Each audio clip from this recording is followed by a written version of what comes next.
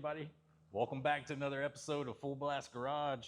I'm John Strong, and this is the old Transient Am. And I'm kind of hoping to at least hear this thing just a turnover. A turnover and a fire, that'd be awesome. But man, I've never even seen the motor spin on this car. Rebuilt, brand new, lost all the receipts.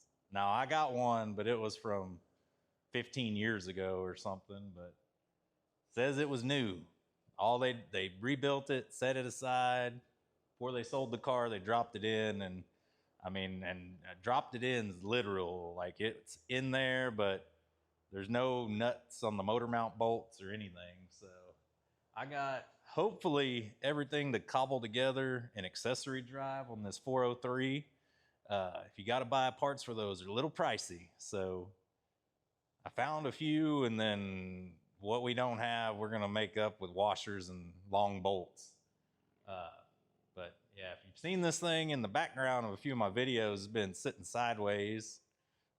Shout out old Paul Wall, but went ahead and put a little air in the tires so everybody didn't have to hold their head sideways while they're watching this video. But let's go ahead, get this thing up in the air, and I'll at least start looking under what I got to do first.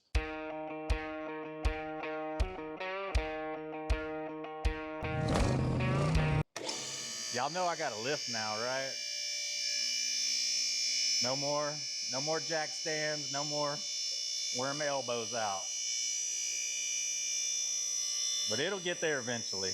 All right, so first things first, I'm gonna snake the headers up in this thing. I mean, even if it don't run, it needs it anyways. I'm gonna need to self-tap in a ground cable at some point. But to get the headers in on this car, I believe we gotta remove this little oil filter bracket, the little adapter that goes onto the engine. We'll take that thing off, snake the header up there, get the gasket and the bolt started, and then we'll move on to the driver's side. I don't believe there's anything I need to take off on the driver's side because starter's already gone. So I think on these cars, you got to remove the starter. Yep, and it goes right in here in this area on this car. So starter's already out, and as you can see right here, we got no nut holding the motor mount bolt on. So they made it all the way from Oklahoma riding. That's a good sign. But yeah, we're gonna get the headers snaked up in here, get that oil filter adapter and put on new gasket. We'll go ahead and bolt the starter in, and I'm gonna start fishing around looking for wires. I believe this was a 4.9 car, so it was a 301. Starter would have been on the other side. So I'm just gonna kind of browse around and look and see if I see anything that might be considered a starter wire. So if I don't find anything, I think I can just kind of go back to the harness that's on the firewall and start looking around, but I think we can get there. Let's go ahead and start wrestling that header. All right, 3 bolts here, 9/16 socket. Hopefully there's no surprises. Just gonna be fresh gasket material right behind it.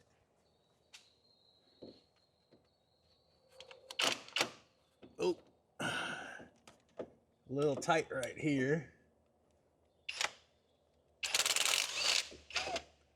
Might need to get a deep socket for that side. 2. 3's up top. All right. Man, it was a new gasket. People might have been telling the truth. Facebook Marketplace, you never know. But yeah, you guys can see, look at this gasket. Brand new.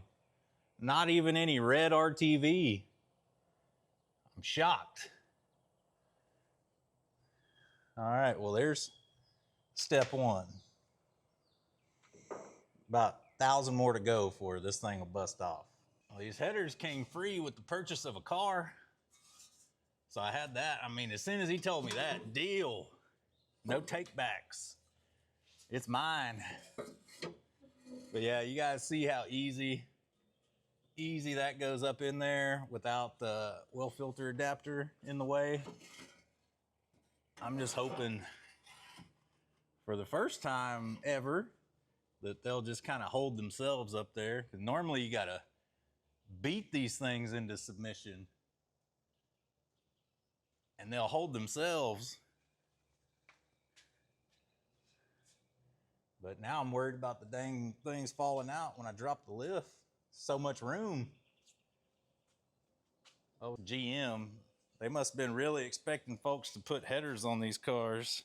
Man, I've been collecting parts for this thing over the past couple months, and not gonna lie, there's a little bit of me that even forgot some of the stuff I bought.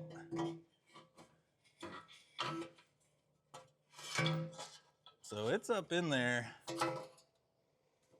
Man, we got all kinds of room for activities. Will it hold itself? Probably not. How in the world? I'm gonna have to get some welding wire and hang this thing. And I'll be back. Well, I think I can kind of snake this back bolt in. That might be enough, just kind of hold it steady. You guys got to remember the back bolt on this thing is slotted. So you can slide your gasket in kind of at any time you want to. But I'm just gonna loosely hang it on that guy.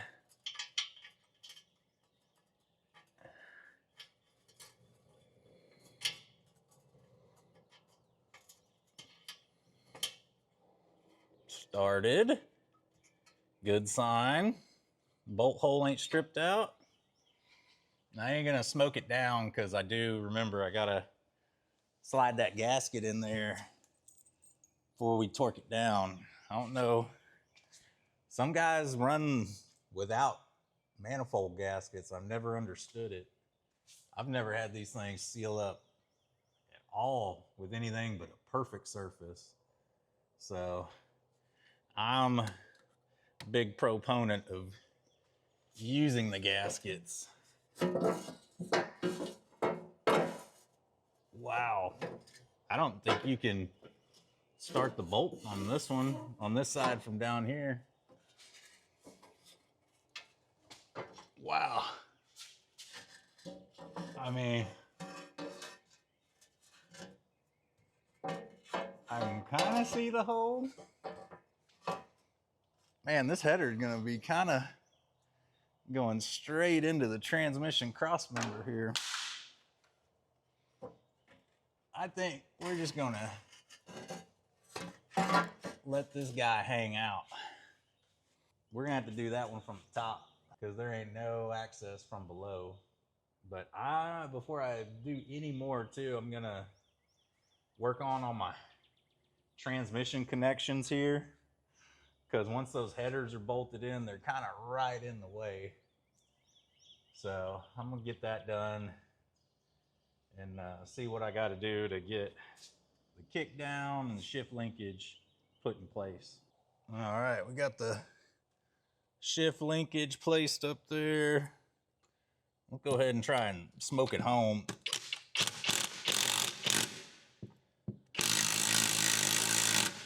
The threads on this thing do not look great. Let me see. I can do this without an extension, maybe.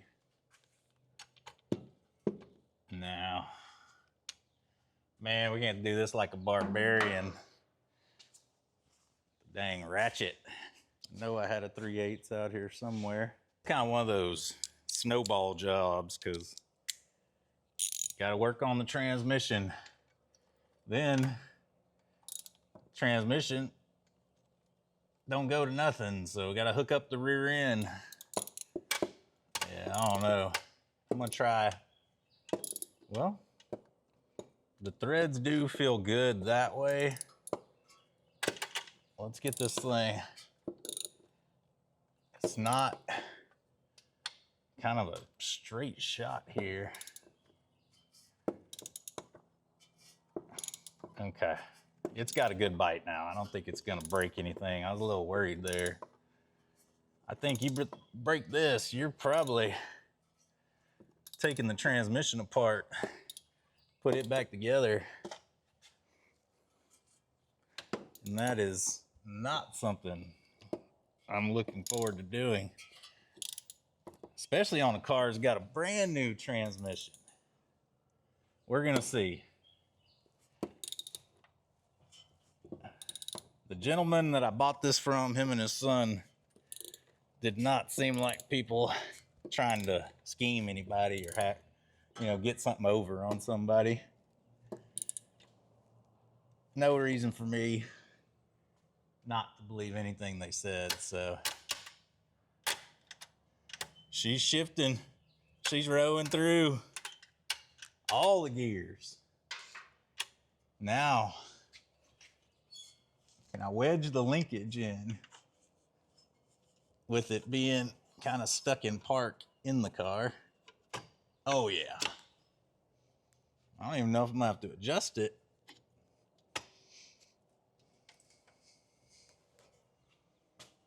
Think she's right. If y'all can see that. Stabbed on in there. And then this, I believe this kick down linkage, and it does have it here, so why not go ahead and bolt it up, and I'll bolt this speedo cable so it's not hanging in the video frame the entire time. Speedo cable installed back here in the tail of the transmission, and then it's got this little holder thing that goes on. Oh, and I got it torqued kind of in the wrong position from trying to put this speedo cable on. Let's spin her around. There's a hold down here. You got to have that hold down tight before you fully torque. All right, come on now. Not quite. And there we go. And of course, the bolt that holds this thing on is metric. So everything else I've touched on the car up to this point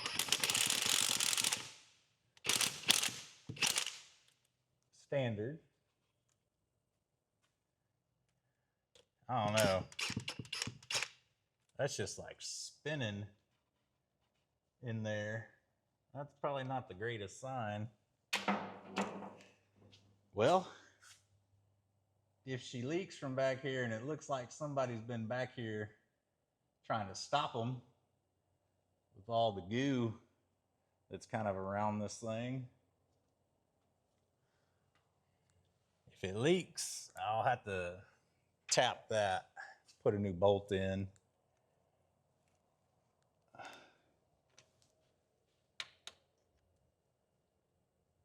All right, I think we're gonna call that tight enough, and me spinning that thing probably broke the seal on whatever all this goo is. So there's a good chance I'm gonna have to come back and put some more goo on that thing. All right, well, we might as well, I guess, just put the drive shaft in while we're back here. So let's do that, so we're not gonna get transmission fluid at least actively spewing. Oh, that doesn't look good. Not a fan of that bolt just spinning freely too. Well, on to the next piece. All right, so let's go ahead, get our U-joint untaped here. Kind of them. Nobody wants to be digging around on the ground trying to find all the little needle bearings. So let's just hope. I got a feeling the transmissions are different from the 301 to the 403. Spline count hopefully is the same. If not, we're gonna be going to the drive shaft shop, putting a new yoke on this thing.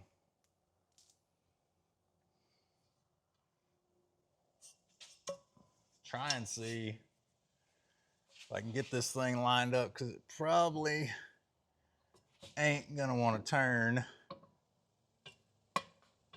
Oh, you gotta go up and over the parking brake on this car.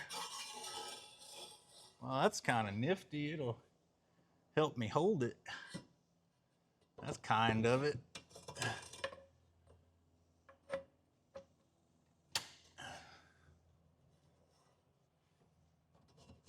Same splines.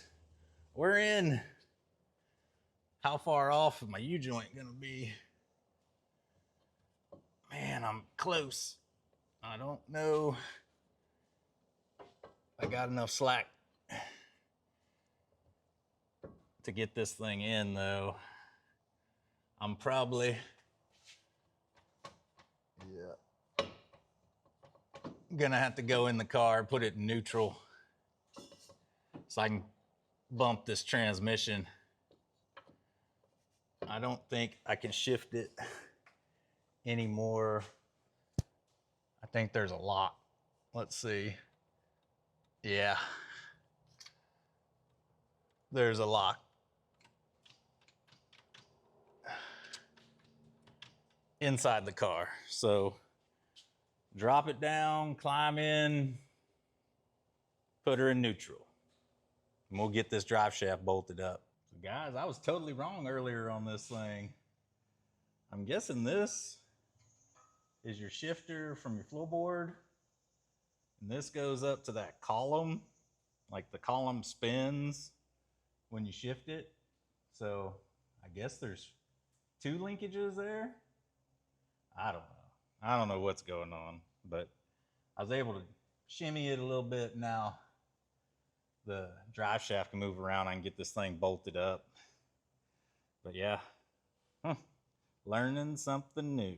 All right, let's start getting our U-joint straps going on here.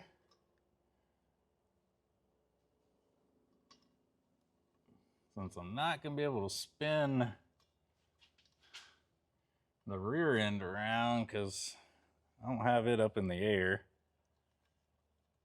Let's see how tough this is with the old ratchet. Might have to get out the actual like ratcheting, open in, close in.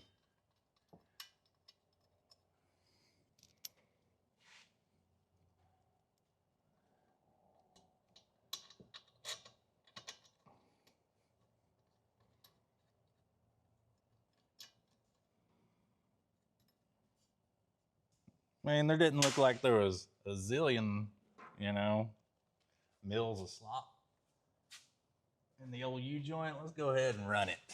I'm gonna try a swivel on this socket and maybe give me enough room.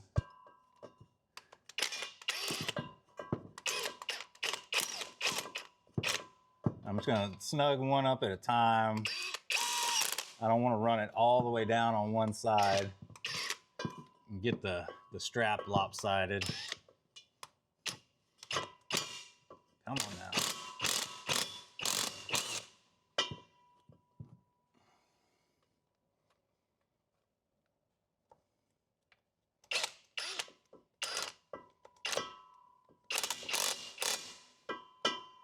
All right, so that one's tight.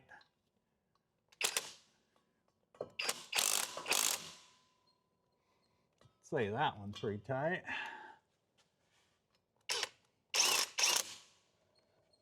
Just snug it up. Snug your other side up. Woo! This thing's got all the torque.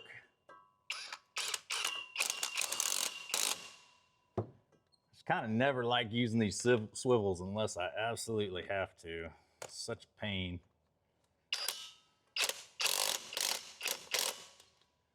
All right, I don't think that's going nowhere. Drive shaft installed.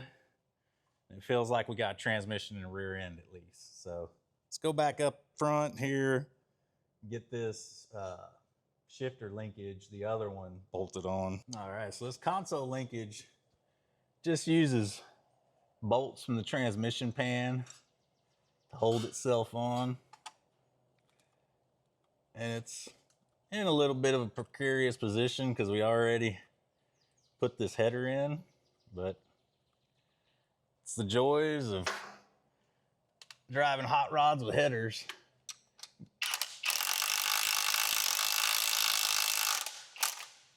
Go ahead and get used to it. Ooh.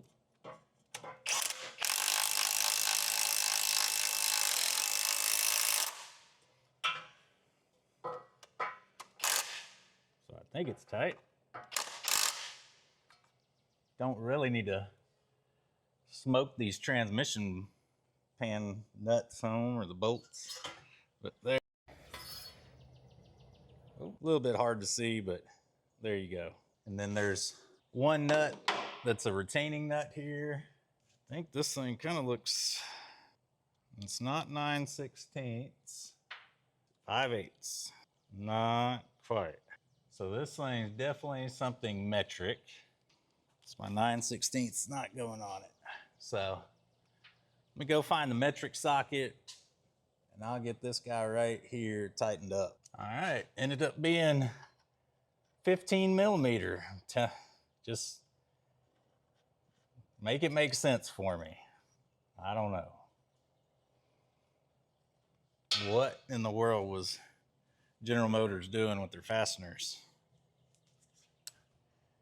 Just even on the same item, jumping around between metric and standard. She's tight, and I think we got a shifting transmission now that the actual console will shift. That'll be nice. So I guess if you get in a bind, you can just row through the gears from the column. Just act like you got a column shift. I don't know. All right, well, we can get back on hanging a header up there on the driver's side, and we'll just kind of leave this guy just hangling, you know, hangling and dangling. So we'll leave that. I think I was making up a word there, hangling. So it's a combo of hanging and dangling. But we'll get this driver's side one hung just with the bolt. Man, I might have to go up top. I am, now that I remember. I have to go up top, hang one, and then we can put oil filter back on and starter in, at least get it bolted up. Well, man, well, never mind on having to go on up on top. I saw that back header was slotted, the rearest bolt hole. So I just went ahead and threaded a bolt the very back of the head where the exhaust bolts, and just slid it backwards and caught it. So it's hanging, I mean, literally by a thread right now, but let's go ahead, grab the starter. I didn't see any wires for it. I'm gonna have to get my wiring diagram out, try and trace out where someone cut the activator wire for the starter, and the power wire I'm probably just gonna run new. So I need to at least probably find, normally on GM, it's a purple wire. So I'm gonna have to find something purple and bolt it up to this thing. So let's go grab the starter. All right, check both the thread holes on the starter here, and we're good. Looks like everything engages the way it's supposed to. Oh, I don't know why.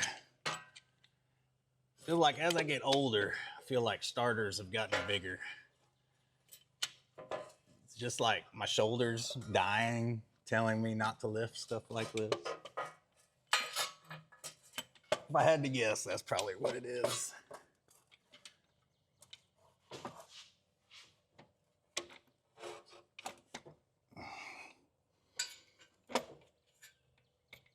All right, come on now. It's in the slot. Oh, man. Well, can I get one started?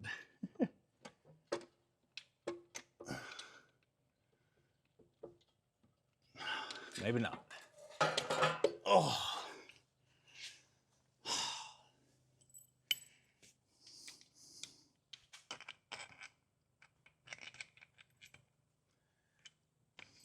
Love headers. Just love them. We wrestle everything around the entire transmission because I want 10 horsepower.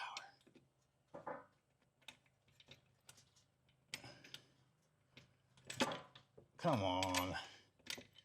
I can feel it wanting to thread on there. All right. I don't think y'all need to watch me wrestle this anymore. Just take my word for it. She's in, and it ain't cross-threaded or anything like that. I didn't just hit it with the impact as soon as the bolt touched a thread. So I didn't do that. I might have, but I didn't. But I might have. I got the oil filter wrestled up in there. This thing is not going to be super fun to tighten up. I can already tell.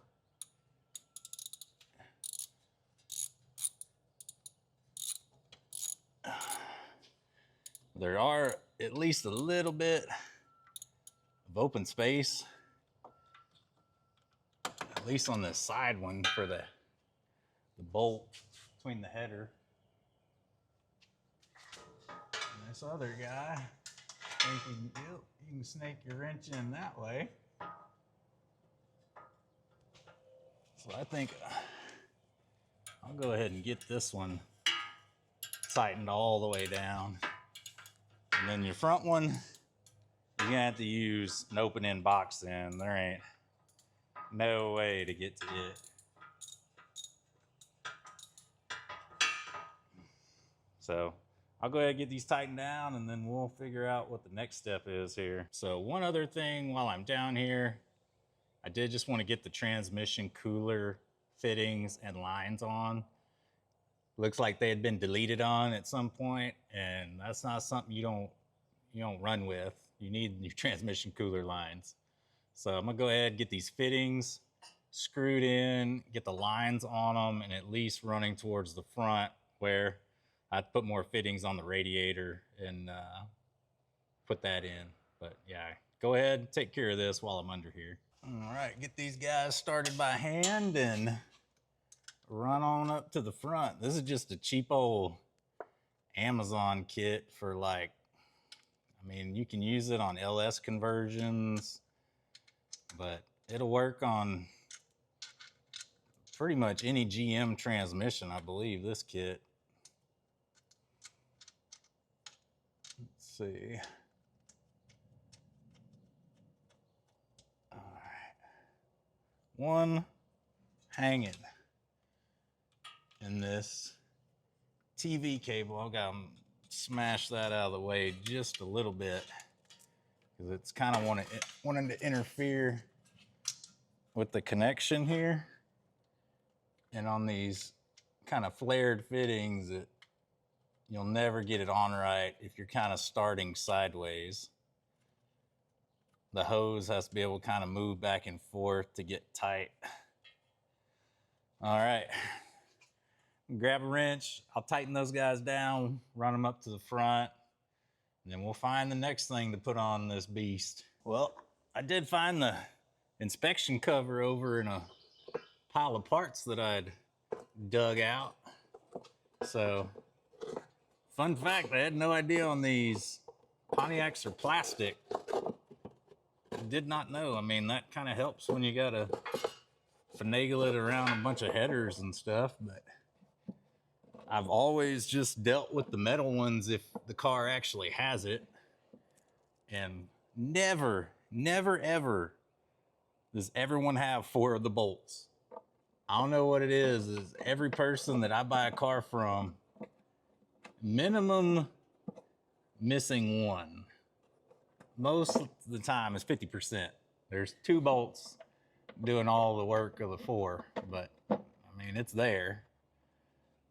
This thing's not doing any kind of real hard lifting, but yeah, it's always funny. Like, why the inspection covers? Why do those always get attacked?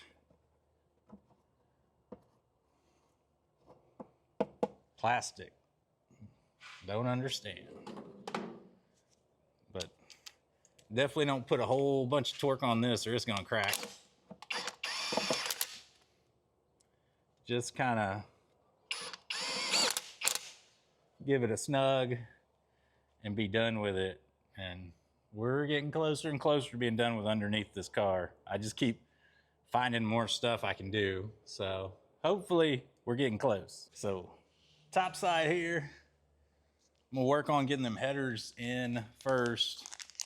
But upon buying the vehicle, I realized there was no way to check the oil. So I spun the oil filter off and just looked at it like that when I was there.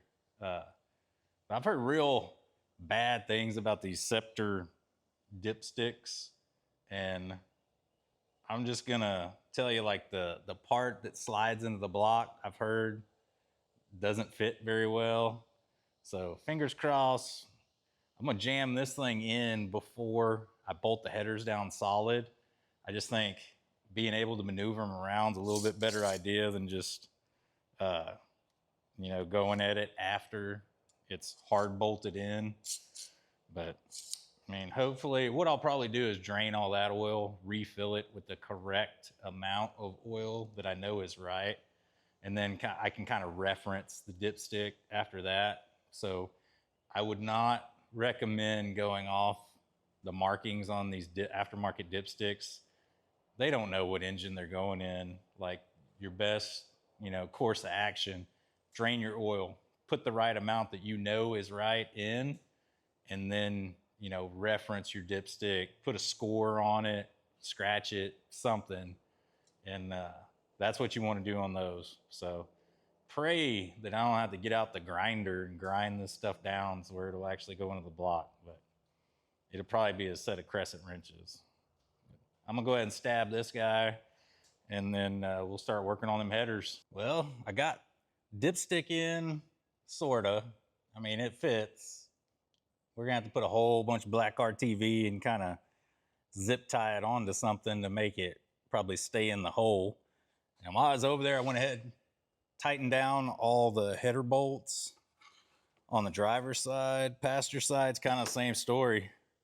If you ain't ever seen these gaskets before, man, there's only 5 bolts holding these things on, and you got 4 of them that are sliders. So they kind of did you a favor on that, but you can start, you know, all of those, wait till the end to do your last bolt. But this is pretty easy header, at least I think, compared to some other ones that are bolt access and just getting it started. Go ahead, get this thing tightened up, and I mean, just kind of keep checking off the list. There was a fuel line over there on the driver's side that, I guess because of the other engine, it ran on that side. I'm probably gonna have to, I don't know, maybe cut the metal line back further and run, you know, just like a junction rubber line to another metal line up to the fuel pump on the passenger side. So, well, I'm gonna keep on working here, and I'll give you guys an update here in a little bit. Well, here you go, guys. Passenger side in. And that third bolt hole from the front fought me bad. I mean, real bad. Pretty sure I got hit with a few of Bret Hart's moves of doom. And that's the Hitman. He hit me with this car hit me with at least side rush and leg sweep and an elbow drop from the second rope. I'm feeling it. I think I'm gonna call it a day after getting the exhaust on. If you wanna look here, this thing still needs all the accessories, some sort of fuel system, carb, and then I gotta figure out what was going on with this wiring. I think I got enough figured out where I can hot wire it, but to do it right, it's gonna take a little bit of digging. But all right, I'm gonna give myself a break, start working on this thing tomorrow. After getting all the headers buttoned up, went ahead and plopped the old Quadrajet down, because we're gonna be making those whoa sounds on this thing. But went ahead, put the correct flare style fuel inlet fitting on there. And then on the back side here, I kind of got a fancy throttle bracket. This thing bolts right to a quadrajet base, and you got your two correct little throttle linkage holes on the other side. One for, pretty sure that's your accelerator pedal, and the other one might be cruise control. I think that's what it is on this thing.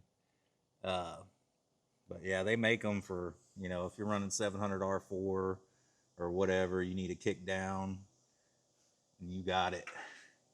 I'm gonna go ahead. I got the back bolts just kind of slightly tight.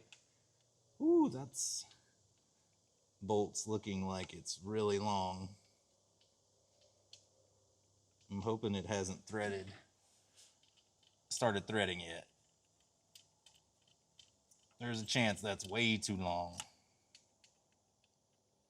Well, I'm gonna work on getting this thing stabbed through this gasket. It's pretty thick. And go ahead and start tightening stuff down. Got them started. Let's go ahead and run them down.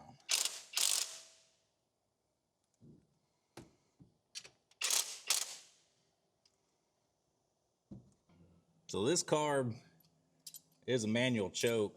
I'm gonna need to, I don't know, zip tie or wire this thing open. I ain't gonna run a manual choke lever on it, because when the choke's closed, this little lever here is up.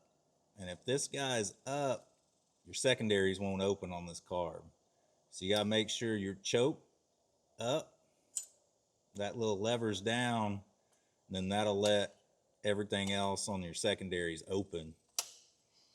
And I do want to show you guys, so somebody used aftermarket fasteners on the intake manifold, and this fastener here was hitting the throttle linkage. So I just took a piece of pliers and just bent it a little.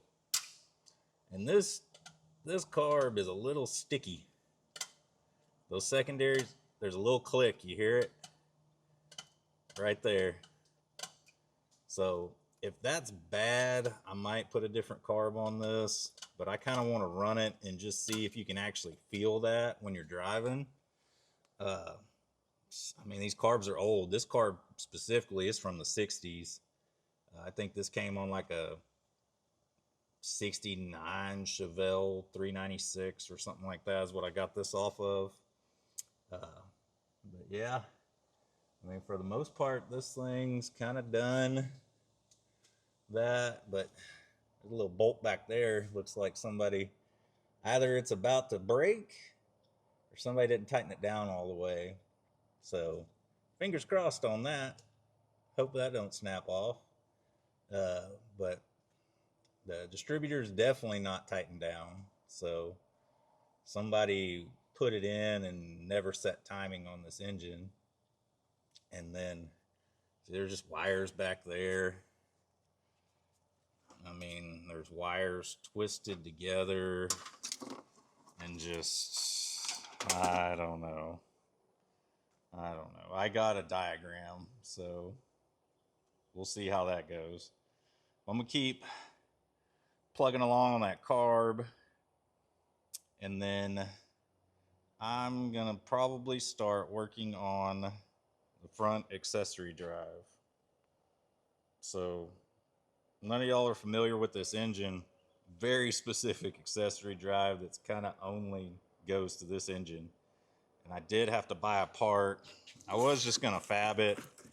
And then after I finally found this company, Firebird Central, they make this kind of aftermarket rear alternator bracket. And I was gonna fab this up, but man, by the time you look at it and the time it would have taken me to fab this, just buy it. It was $50-something. So, I mean, especially if you're buying a couple things from them, then the shipping costs is a little easier to swallow. But yeah, I'm gonna start working on this, getting our accessories bolted up.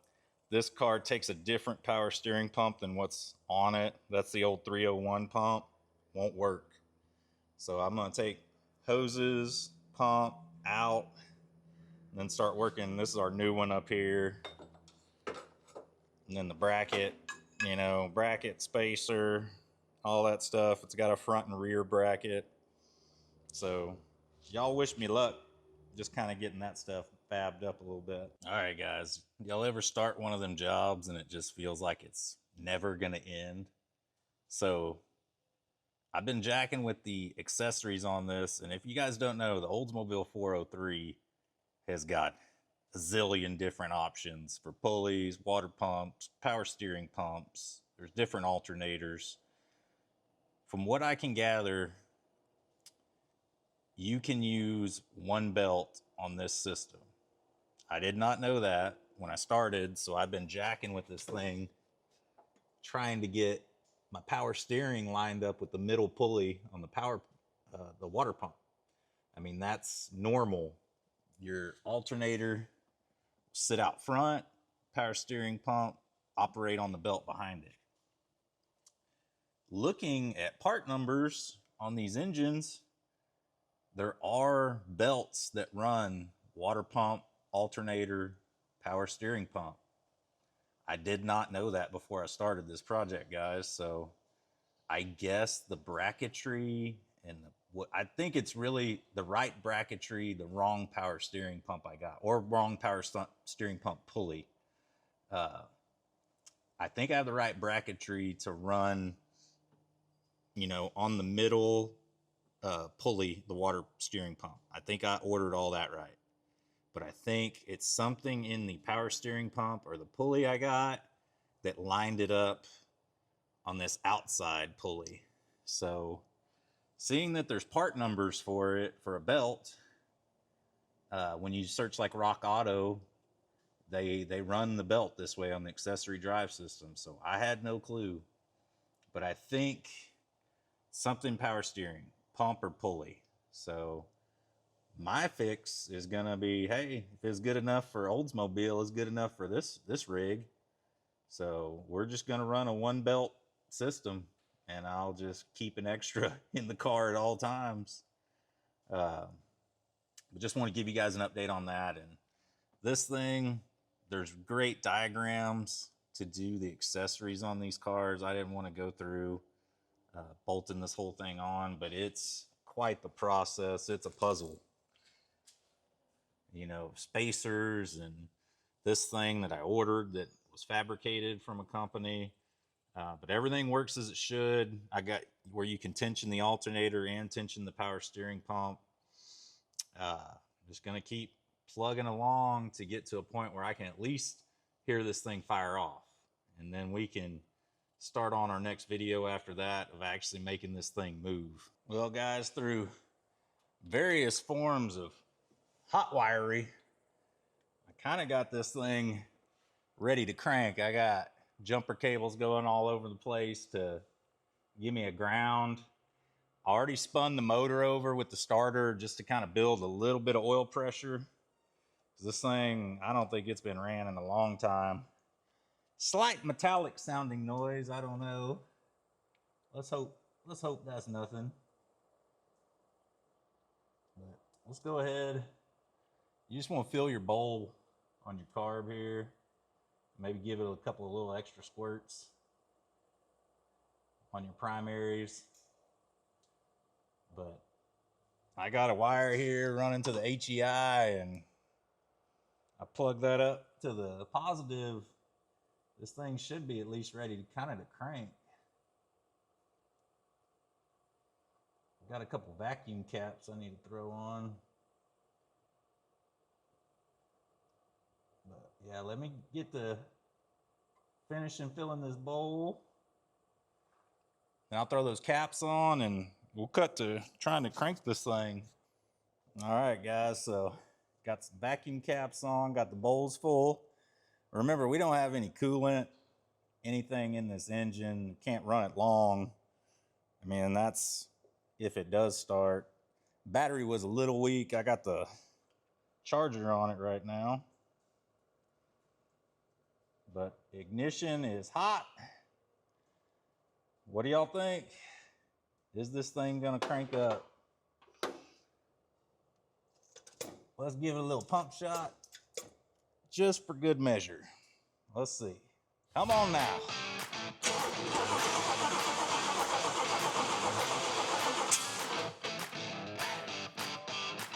I think she's a little out of time. It's a good indication when somebody gives you the car and the distributor's loose. They've been jacking with the ignition some. Let's see what happens. Turn it that way a little. I don't know if that's better or worse.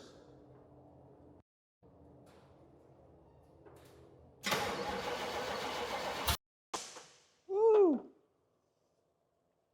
She's definitely not liking that way.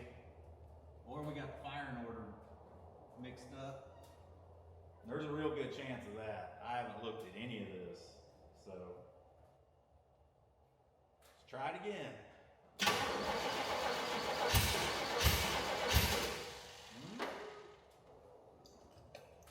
It might have liked that a little, but we're kind of running out of adjustment here on our distributor.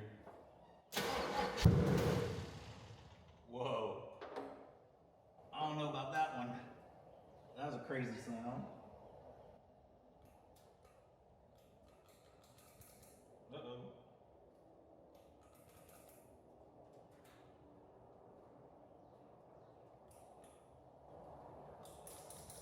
Did I lose my starter cable? Well, let me get this thing up in the air and look. That ain't good. Well, guys, it looks like the starter just needed somebody to show them who's boss. Get a little hammer action on it. So I guess let's keep on cranking on this thing, just see what happens.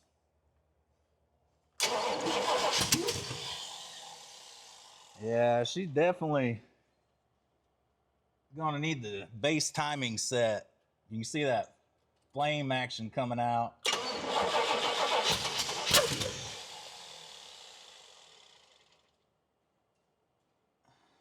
I don't think it's in the neighborhood.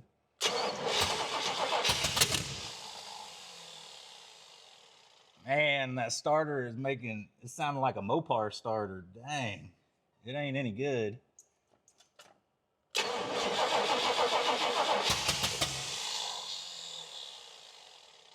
Woo, she hangs open forever, that starter. Jeez.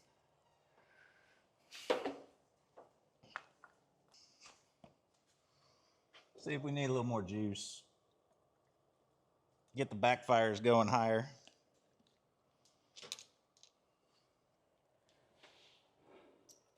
All right, come on.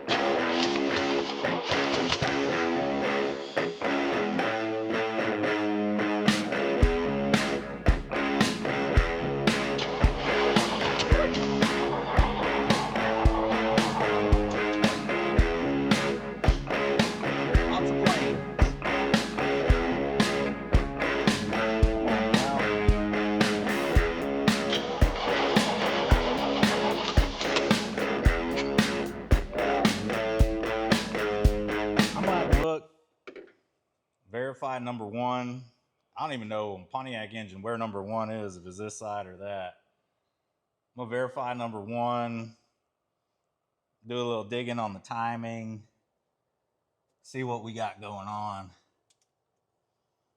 Because this definitely sounds like a timing issue.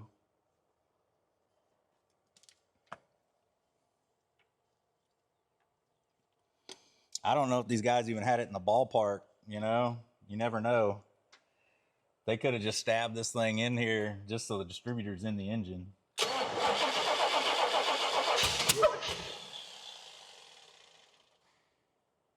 Yeah, something just don't sound right.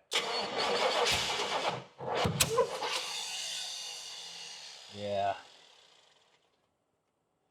Feels like firing order, but it could be timing.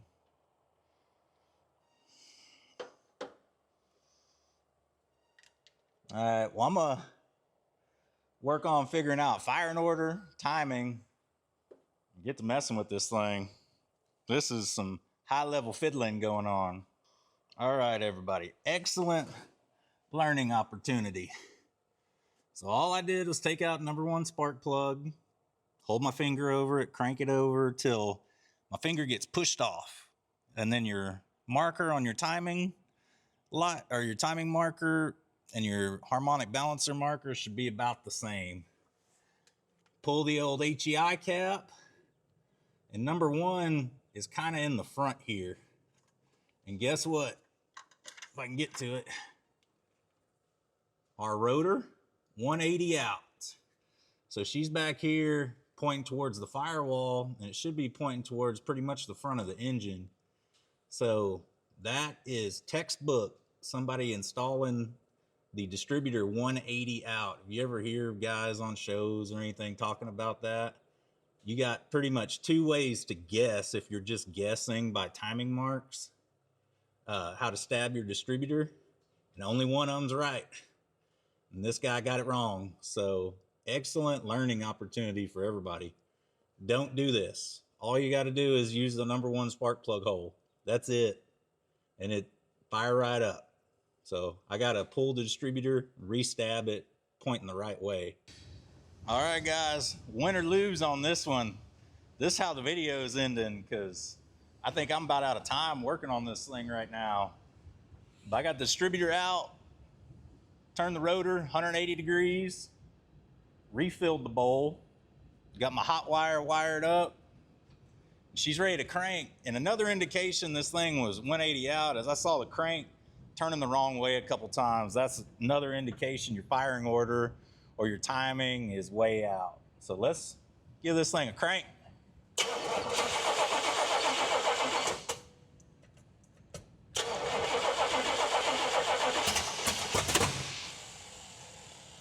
Well, I think we're getting closer.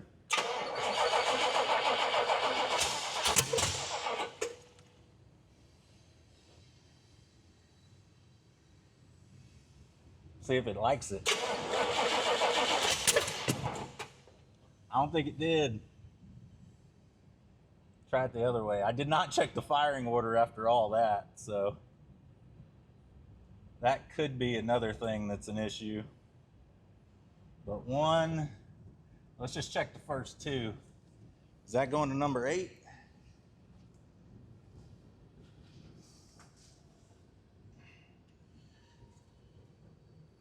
Hold on. No way. Did they just do 1, 2, 3, 4, 5, 6, 7, 8? So number 1. Bang. This guy's going to 2.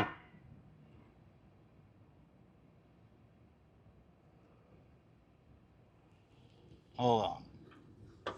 Let me look here real quick here. Which direction does the distributor spin on this car? Distributor rotates counterclockwise. All right. So it is right. 1, 8.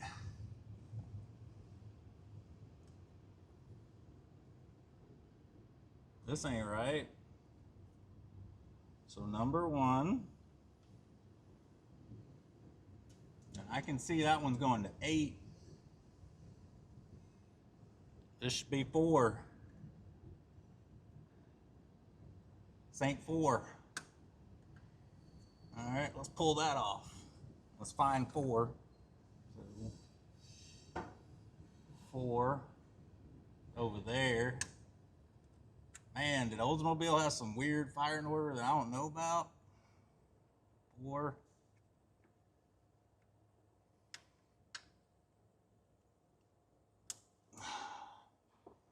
Is this going to 3? 3. 6.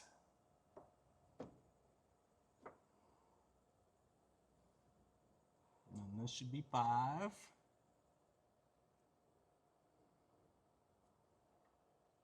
5.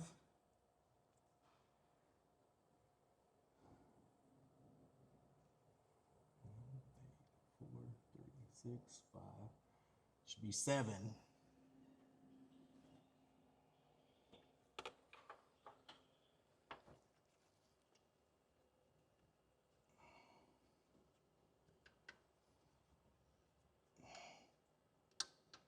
So they had 2 plug wires in wrong positions. That could be an issue, along with the bad timing. It was 180 out. Man, you never know what you're going to be working with, and I'm not lying about it.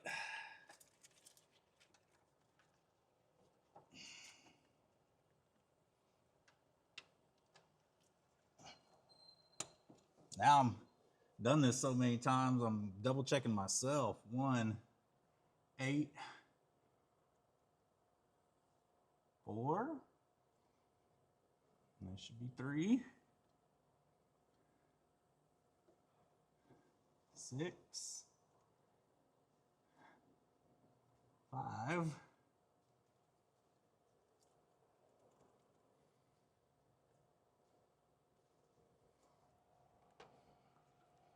and then 7 and 2. All right.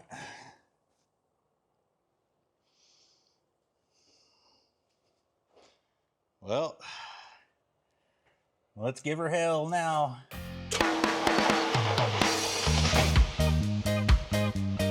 Well, I can tell you right now, it's a whole lot happier with the right firing order and ballpark right timing. The ignition wire walked out there on me. See if I can jam this thing into it. Get the battery charger cable to hold it on. Oh yeah, she's solid now. Alright, here we go.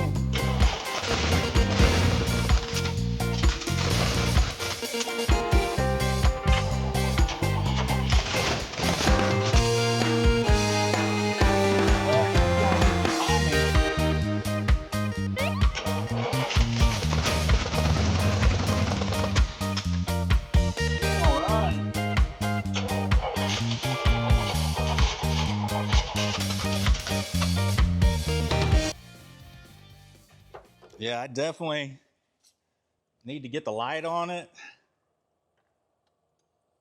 but it's a runner. So we had cross plug wires and distributor 180 out on the ignition. Woo! Man, she sounds good. Until she don't, but we can work with that. That's something to build on.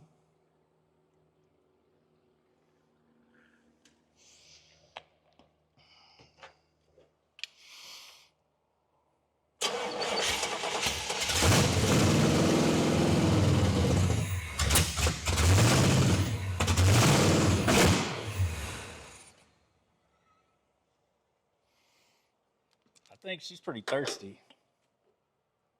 Like, really thirsty.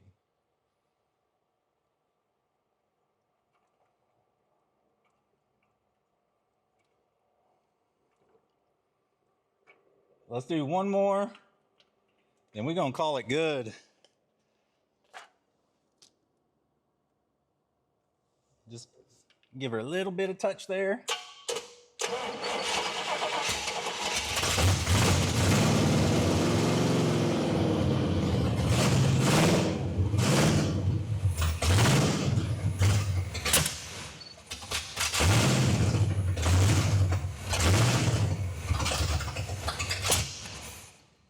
Woo! Well, she's running. And I think that's probably about where I'm gonna call it good for now. Well, I'm a sweaty mess, and this is our Trans Am, and we got a runner engine. So next video, we're gonna do everything we need to do to get this thing mobile, because we kind of got a little bit of a deadline to meet for everything that I want to do to the car. But man, I appreciate y'all watching this. Hopefully y'all like it, learn something about these cars. Hey everybody, welcome back to Full Blast Garage. I'm John Strong, and this is our 1979 Trans Am that we've been working on. If If you haven't watched the previous videos, we did a little short will it run, just crank up, get it run for a few seconds. And this thing does, and it sounds real healthy. So we kind of solved a little bit of the ignition issues. This episode, I want to get fuel system done, get it dialed in, get the cooling system done, get the trans cooler lines plumbed, get the accessory drive kind of buttoned up, put a little bow on that.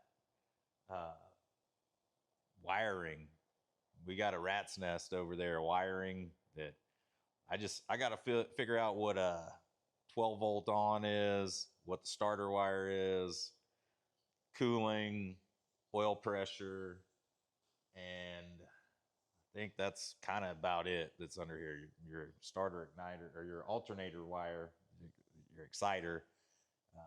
But in that jumble of wires, I just kind of got to find those, wire those in. But man, if y'all take a second, like, comment, subscribe, that would be great. But man, we're going to start working on this old thing and get it on full blast. So first step, let's get under this thing so I can quit bottle feeding it, trying to get it to run. We need to get the carburetor bowl kind of consistently full so I can set the timing correctly with the timing light on this car. And these are our two fuel lines that were already here. So this car came with a 301 and it has a driver's side fuel pump. So that's why your lines are over here. Your Oldsmobile 403 fuel pump, complete opposite side. So what I'm going to do is probably the wrong thing and just take these rubber lines off and just run a longer rubber line to the other side. But the return line, I actually am going to cut it because it comes in on the frame rail, actually on the passenger side. So I'm going to cut it back over there, run a rubber line from that side over here. The actual feed line, the 3/8 or 5/16, I don't know, it's the bigger of the two, does run along the driver's side, the entire length of the car. So at the back, those two lines split. One goes passenger, one goes driver. We're going to go ahead, run our return, run our feed, put some gas in the tank, which I did scope, and it looks clean. So fingers crossed on that one that we got a good gas tank. But we're going to go ahead, do that, and then I'll just crank on it and just see if I can actually get some fuel, up out of the tank from the pump heading towards the carb. So I'm going to start working on just replacing these lines, and I'll show you up top, if we actually got any feed from the pump. So as you can see here, got the return, got the feed line going into the fuel pump, got our output. This was already here, so I'm trusting that it's good. It looks pretty new, the old fuel filter there. If I got no flow, then culprit number one maybe right there. And got everything tight, all 3/8 line going up to the quadribog, and got all the vacuum caps on the carb now. Hopefully I can find the PCV and the hose and everything for that. We'll see. I got a pile of parts I need to look through. But I'm going to work on getting these transmission cooler lines plumbed up to the front. I'm going to put an external cooler in front of the condenser here. And the reason for that is the Chinese cooler that I got, or the Radiator, the threads were just kind of trash on it. And I tried to clean them up and I couldn't get the fittings to thread in there right. So external cooler it is, and we'll just end up running that Radiator as just a radiator. But I'm gonna go ahead, get those kind of tucked up away from the exhaust, zip tied down, and tightened down to the front of the car so we can start this thing and run it for a little bit longer than a few seconds. So I'm gonna work on that. I'll kind of show you all the finished product. Trans cooler installed. Even used a bracket and not zip ties. Everybody should be proud of me. And she's locked in. And I got kind of everything shielded from anything rubbing, so that's good. And if I do say so myself, Mr. Strong, you have outdone yourself. So I'm going to go ahead, while I'm up here, swap this power steering pulley out. It's not super important at this immediate juncture, but I'm going to go ahead and do it just because it's going to get to a point where I probably forget it. And then I go back and I'm like, dang it. Got radiator in and now I ain't got enough room, or the fan on. So this is your piece of your puller here. Then you got these clamshells that go on each side like so. There's a round little tube thing that kind of slides over it, holds those two clamshells together. And then that locks right here on the groove of this power steering pulley. So as you're pulling, you know, with your threaded screw here, you're pulling against the snout of this, pressing there, and it'll just pull your pulley right off. I don't do these on the motor too often. Normally I got this thing out, but since I installed it and it's wrong, didn't realize that till I got all the entire accessory drive bolted up. Let's go ahead and pull this thing off. We'll run the new one down on, and fingers crossed, because I don't know, at this point it's 50-50 shot whether I got the right pulley or not. So I'm going to get this thing ripped off, and I'll get the new one put on, and we'll look at our pulley alignment. Good news, everybody. The double pulley from an Oldsmobile 98, at least on Rock Auto, is what made the alignment correct. I mean, it looks like on this setup, you could run I don't know, I guess you could run a whole long belt on the outside also. I mean, I guess that's what you have to do. Yeah, you have to run a long belt around the crank, water pump, alternator, power steering pump. Different kind of setup than what's on a normal Trans Am, but yeah, they're normally a single pulley power steering pump, and you got two belts that just run three things each. You don't have one belt that goes to all four. So, well, we're learning things. I'm gonna go ahead and fix the location of this oil pressure sensor. It's interfering with the alternator and kind of even the water temp sensor. And if I can just push it a little bit further back, I think that'll give us all the room we need. I'm gonna try just one little fitting right here and see what it does. You got all kinds of room in this area you can move it to, but your hose, not gonna bother with it. But yeah, I'm gonna try and get that thing moved. It's in an awful position. I think originally this was like a hose that ran to a remote mounted oil pressure sensor, but I don't have any of that. So we're gonna do the best with what we got. And I'll show y'all kind of what I came up with here in just a few minutes. All right, so this is what our accessory drive is gonna look like. And I got, at a minimum, about half adjustment of the alternator before it comes into any kind of contact with this oil pressure sensor. And this guy seems pretty solid right here. It's not going to interfere with your upper radiator hose. That thing, we'll put it on, clamp it out here. It'll be fine. I got enough room to get a wire on the water temp sensor without anything coming into contact there.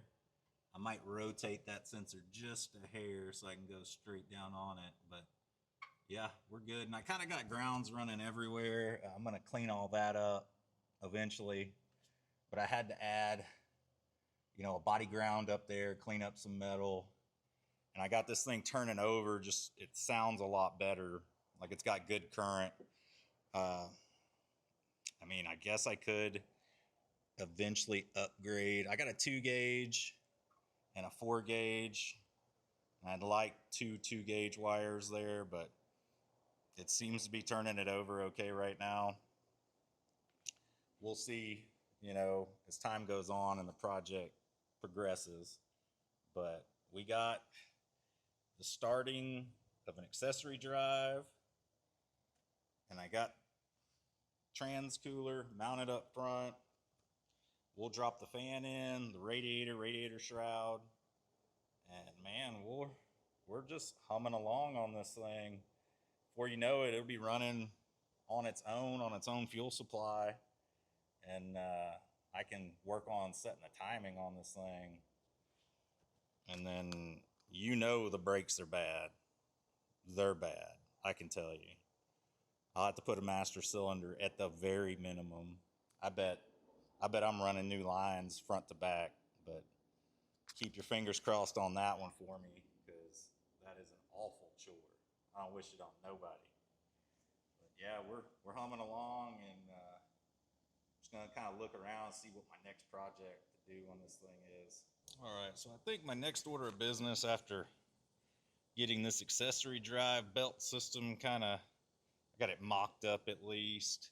I do need to tighten up my power steering fittings, the one on the back of the pump and the 2 that go into the steering gear. That's kind of a time for whenever I'm starting to crank this thing up, I'll go ahead and tighten those down. But I'm going to tackle the wiring mess. And I think I got most of it figured out. You know, a lot of it's wiring for the alternator, got a couple sensors, got a 12 volt on. Like this guy's the temp sensor. I've just been labeling stuff as I decipher it. The one thing cannot find anywhere is the purple wire for the starter. So I'm gonna climb under the dash, try and tap into the ignition switch, see if I can figure that out. If I can find me a wire that's dead key on, 12 volts in the start position. That's important. If it's 12 volts key on, you're going to be cranking already, so you don't want that. But I'm looking for that. If I can't find it, which I could try and take the brake booster off here and get a really good look at the wiring, I ain't doing that. I'm going to just put myself in a little push button and call it a day. Just got to run 12 volts to that push button, 12 volts out to the starter. You're golden. The key start won't work, but that's a fix for another day. We're kind of on a deadline here, at least, to get this thing moving. I got to get a few miles on it just to see, you know, if it's going to be roadworthy. But yeah, I'm going to get to hooking all this stuff up. I'll kind of show you what the finished product looks like. Hopefully this thing, most of the electrical will come to life. I even had the horn working the other day, so who knows? Most of the cars that I drive around every day, the horn doesn't work. So y'all wish me luck. Went ahead, got all the wiring buttoned up about as good as I can decipher it. Haven't loomed anything yet. I'm waiting a minute. Just make sure everything's right before I wrap everything up. Just kind of put a bow on it. In the meantime, I'm gonna go ahead and put the clutch fan on. And there's 4 studs. One of mine threaded out, so if you're not seeing it there, it's because it's not there. But I'm gonna go ahead and thread that back in. And this is a clutch fan. It's super easy to put on. You got 4 bolts.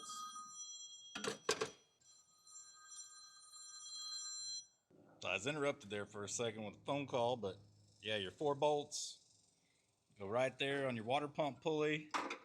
I'm gonna go ahead and get that tightened down. Already ran the heater hose, you know, the the one off the water pump and the one in the back of the intake manifold. Those are going through the heater core. We'll see if it leaks or not. And then if it does, we'll just end up looping it. Trying to think what else I got. I'm going to get that in.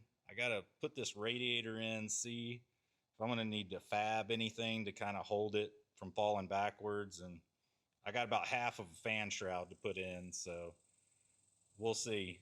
I'm sure it's better than nothing. So after a day of waiting, O'Reilly's got me the correct fan clutch to go on this water pump. The other one, the bolt holes were this outer pattern and it didn't have any other pattern. But we're just gonna go ahead, bolt the fan up and get the clutch on, and then we'll move on to the radiator. So everything from the fan will bolt right up to that new fan clutch. Bolts are the same thread pattern. Don't have to buy any new special bolts or anything, but go ahead and get that. Step one, get the clutch and the fan back on the car, get the belts tensioned back up. Then we'll start stabbing the radiator in, running the upper and lower hoses. Status update. We got the radiator stabbed. We got all the coolant lines plumbed and tightened up. There's one down here, goes to the lower water pump. We got the thermostat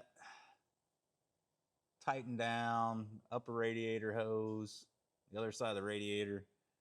Got the what's left of a fan shroud. Just go ahead and tighten that guy down. And that really snugs up this radiator. That's kind of what holds it up against the core support there. But I got everything, and I even plumbed in the heater core, so say a little prayer on that one. I'm gonna run up to the house, grab some gas, fill this tank, well, at least with 5 gallons, and we're gonna try and run it off its own supply. I got everything plumbed in for the fuel system. One of those few occasions I wish I had a clear filter just to see if we were pumping when we start, but I'm gonna fill the bowl, and hopefully that's enough suction to start pulling from the tank. We got all the belts tightened. This thing's got oil. I believe I have all the gauges fixed, at least where they'll work a little bit. None of these like PCV or anything like that I have hooked up. That'll be down the road when I actually, maybe say fix the brakes, because that's going to be an issue. But I want to get it to run, set the initial timing, and then make sure, it'll run off the tank. Then I'll tackle at least the master cylinder. Probably won't bleed all the brakes yet. Just give me enough where I can yard drive it and not worry about killing myself if I hit a downhill. But yeah, I mean, it's moving along, and I'm going to go grab me a tank of gas, and we're going to see if we can get this thing running on its own supply and, get the timing set. And I don't know, God knows how long this car has been off the road. I mean, I found a Jackal cassette tape in there yesterday, so if that tells you anything, it's been a while. All right, guys, I got coolant in the cooling system, 5 gallons of gas in the gas tank. Got the timing light hooked up to number 1. Distributor's already loose, so I can turn that as needed. And I did spot our timing mark here. You kind of got to look between the power steering pump and the alternator here. And the 0 is kind of our last large mark on that timing mark. So I'm going to set my timing light to about anywhere from like 14 to 16, just depending on how the engine's liking it. And, just lock it in there. I think these 403s, that's kind of, from all the consensus of looking online, what people like to run them at. But I'm gonna go inside and see if I can at least get it to start and idle. I've already filled the bowl up with some juice, and it's ready to go. So let's kick the key on, see what this thing sounds like. And I still haven't gotten any exhaust on it, so it's gonna be loud.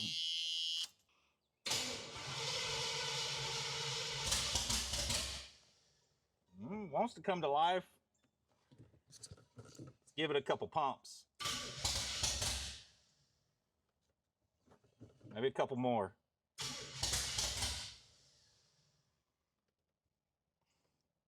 It might need just a tickle more idle.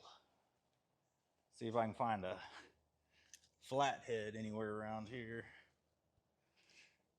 None of the carburetor settings are really dialed in, I'll tell you that.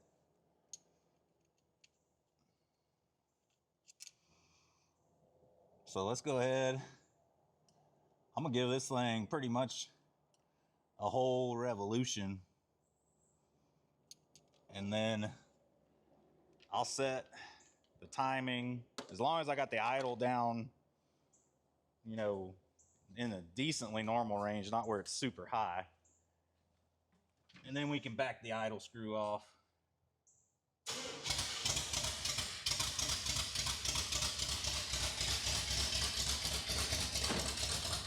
Well,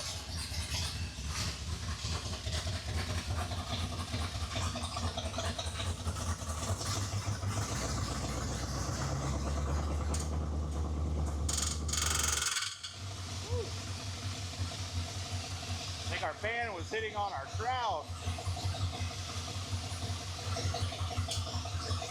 A little scary, being in the danger zone.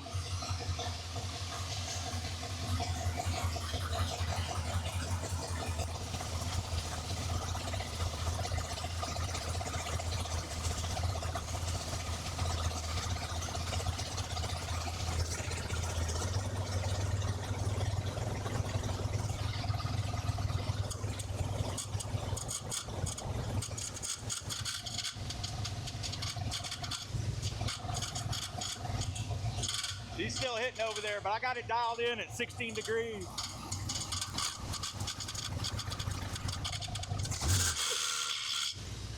Well, it might have just self-clearance.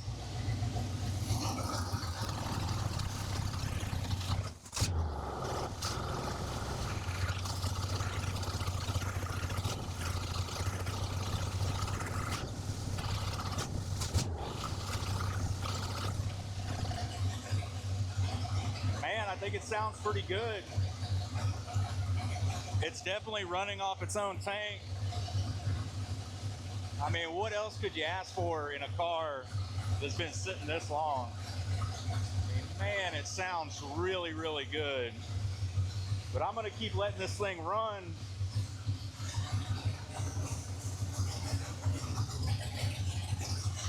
Let it suck down all the coolant. Just keep filling it up here. We're gonna have to burp the system a lot, I bet.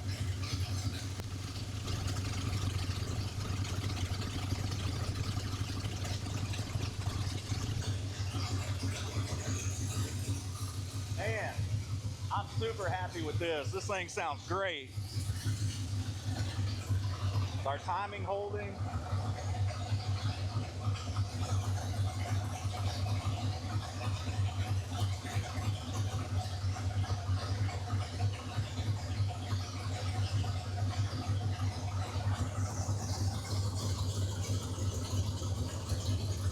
Yep, still right at 16. Our distributor hasn't moved. Do we have gauges? We got oil pressure.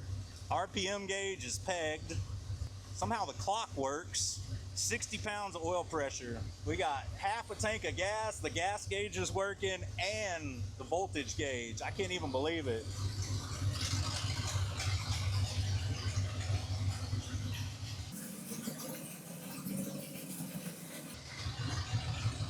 Let's shoot this thing with the temp gun.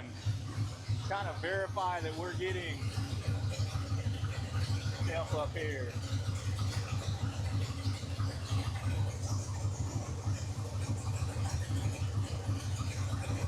So we're at 160. on the intake.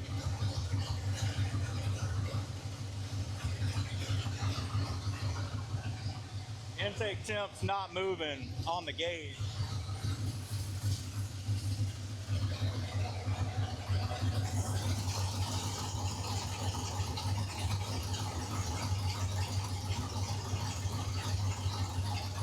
There's a really good chance I need to redo that wire.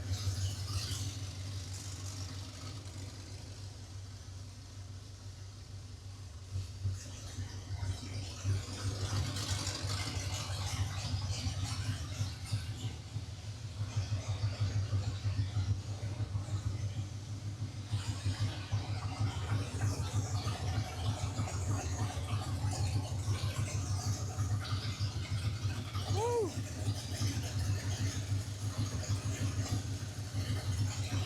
Well, we're burping.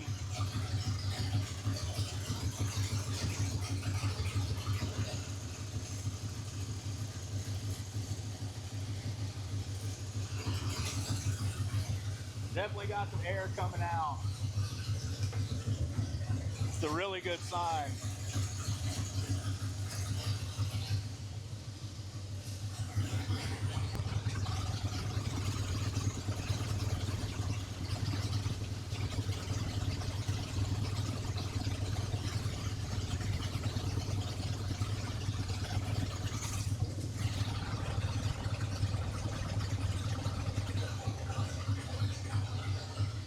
So we're holding about 190 on the temp gun.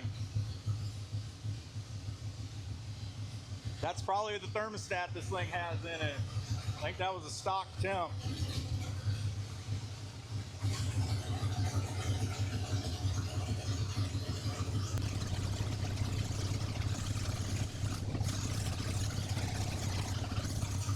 Throw the cap on it and see what happens. Well, water temp gauge never moved an ounce. That's not a good sign. I can try trace these wires out again. I'm pretty sure I got the Delco plug for this, or the switch, because normally on these, man, you go aftermarket, they don't work. I'm gonna try and ground out the wire, see if that helps with anything, see if that actually shows the gauge move, because it should peg. I mean, there's definitely some heat in this engine, but man, how awesome did that sound? So I'm gonna tidy some stuff up here, and we're gonna keep working on it, man. We're gonna get this thing roadworthy real quick. So before we dive under the car and put an entire exhaust system on it, I'm just gonna go ahead and put a new master cylinder on it while I'm up here. I've got correct 9/16 line wrench. If that don't work, if it's rolling, I'll switch over to vice grips. That's kind of the luck I've had in the past, but go ahead and get out your friend map gas. Heat these old fittings up hot, spray them down, heat them up, spray them. And then I always like my first turn to be to tighten. So I just barely tighten the hair and then try and break it loose, work it back and forth. Let's go ahead and wet these things down and get the juicing and heating.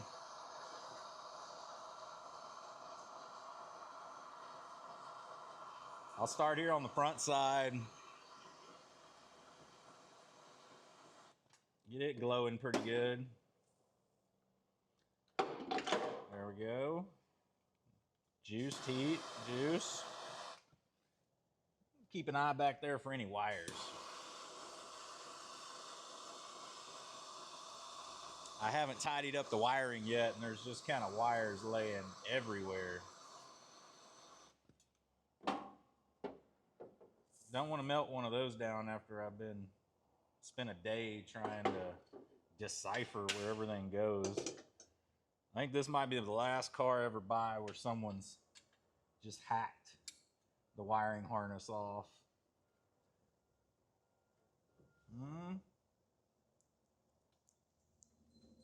All right, I felt it twist, tightening it. All right, is it spinning without the brake line breaking off? We're good. This one's coming off. I did buy like a fancy brake line making machine because I got a feeling once we put some pressure on this system, it's going to be blowing out all over the place. But just for now, let's put the master cylinder in it at least. If I'm cruising this thing around the ranch, I can kind of pump it up, maybe get some brakes somewhere and stop me. We got a whole lot of creeks and ditches out here too. I guess I could throw it in one of those like Bandit.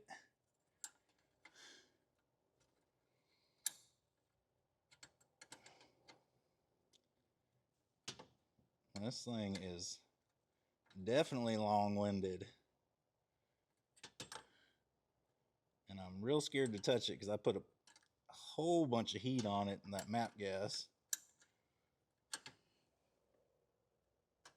All right, she's free.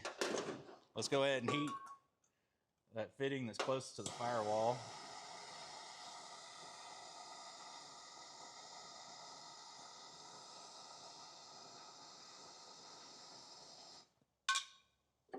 Juice it. And I say let's heat it one more time.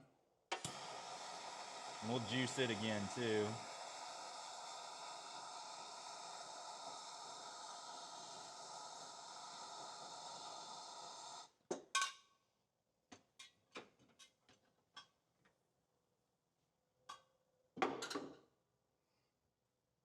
All right, what's the verdict on this one gonna be? She breaking? Ugh. All right, I felt it move a hair, and I mean a hair.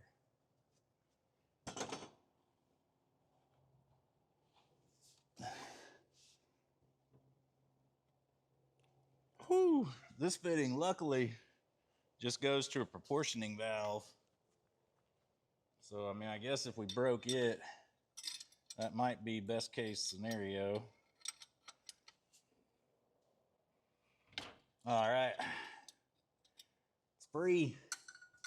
And I didn't see anything twist off. We're good. I'm gonna go ahead, get this thing rest the way off. I'll get the new one bolted up and I'll show you guys how I'm gonna bleed this thing. Well, it's not gonna be super easy for y'all to see, but I'm gonna turn this buzzer off. I've got 2 plugs in the new master cylinder in the bores. It's filled with brake fluid, and this is how I'm gonna bench bleed it, just using the brake pedal. So you're gonna wanna go slow and watch the air come out. And I got in this car, at least a really good view of the master cylinder. It literally is kind of sticking straight up. And hopefully we're not blowing fluid out those plastic caps. That wouldn't be good. Trying to see if anything's leaking here.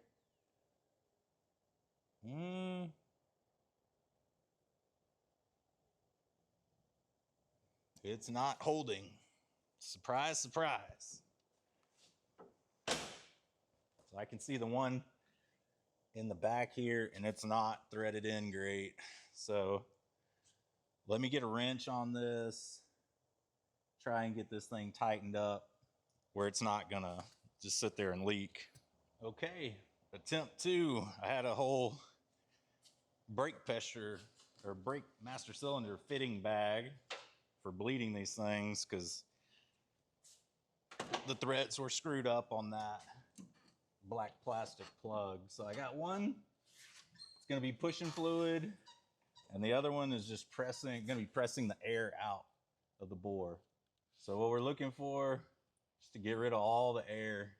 And I got that one line clamped with a C-clamp, but it's not clamped tight enough where it's gonna stop flow. It's really just kind of holding that line in the fluid. And you just sit here and do this, pump away until you don't see any air anymore. So I'm gonna go ahead and finish this up, get the cap on, get the lines on. And man, we're gonna put this thing in the air and put a trick exhaust on it. Now, hopefully it's as quiet as the factory because I'm driving this thing a whole bunch of miles. I don't need any glass pack action going all the way to Tucson. Well, we're beginning on our exhaust work here. And the only piece of the exhaust left in the car, it's pretty much your little horizontal muffler back here. And we got the tailpipes. But I'm gonna go ahead and sawzall all this out. Kind of hope everything just kind of falls out without me having to wrestle it too much. I think this ain't gonna be too bad. Let's hope. There's hangers here that aren't in the best shape. But I think once I cut this stuff, I can slide everything out. But I got all new stainless exhaust system from Jegs, and it should just kind of bolt right up, you know, especially with like the long tube headers. It was meant for this car. So enough talking, let's get to strutting and cutting.